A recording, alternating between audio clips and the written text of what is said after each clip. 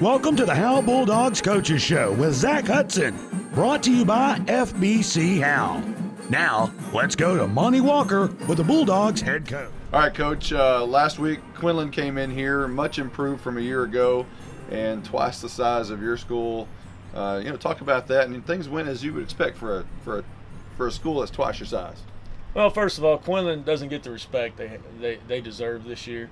Last year, they had some kids in new positions, and they were young. And when I turned on film, it's all the same kids. All the same kids that played against us last year are playing against us this year. Their quarterback was, I thought, twice as good as he was last year. Their running backs were a little bit better, and their line was better. And so you put all that together, I feel like we are where they were at last year. Young team, kind of just getting going. But I saw a lot of good things out of our team, and I think our kids, when we got back and watched the film, we're a block away from breaking them and stuff like that now, and instead of 2 blocks. And so, they see the light at the end of the tunnel, and but I'll give Quinlan the respect they deserve because they are a good football team. I think they're a better football team than people give them credit for. They got good size and stuff like that, which is easier in a big school, but they're better than they were last year. Well, one kid that watched the film was probably pretty happy. Chase Barnett, he was all over the field Friday night. He was. We always play him at corner. He's not a very big kid by stature, but his heart's about 3 times the size of him, and so you put him at safety just due to an injury, and we make it simple on him when we have to do that, and he just goes off on everybody, and just was all over the field, making good reads and stuff like that. So it's kind of odd. Our corners and our safeties have kind of flipped, and it's just another one of those things where you got a lot of kids out there that haven't played those positions, and then you have some injuries, and then you kind of find out where people fit the best. Well, another kid playing a different position last week was Mason Riggs. You had him split out wide to the left. Talk about that a little bit. Well, he gives us another aspect out there. He's got great speed, and every week we're going to get him the ball more and more. We're one step away from him having a long touchdown pass last week, and then he caught a big key third down here. So he's one of those kids that I think we kind of found a spot that he's going to help us as a team playing receiver because of his speed and make people go over there to him. And we kind of have that with Ty, and now we're getting it with him over there. So it's going to help everything. And at the same time, he's going to be and I would be willing to bet in 2 weeks he's going to break games open. And so that's what we're looking forward to. Well, anytime you're 0-4, you always have fence dads and people in the stands that are those expert quarterbacks and expert coaches, and these days you grow up watching a lot of Madden and things like that, so everybody thinks they know about the game. But there's a whole different element to coaching. I would have to imagine dealing with parents, dealing with kids, and all the emotions that go around it. How much different is it than just playing a Madden video game?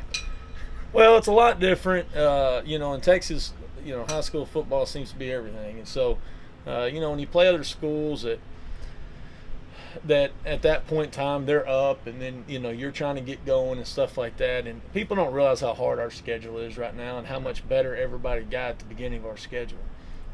Every team we have played is, I would say, twice as good as they were last year.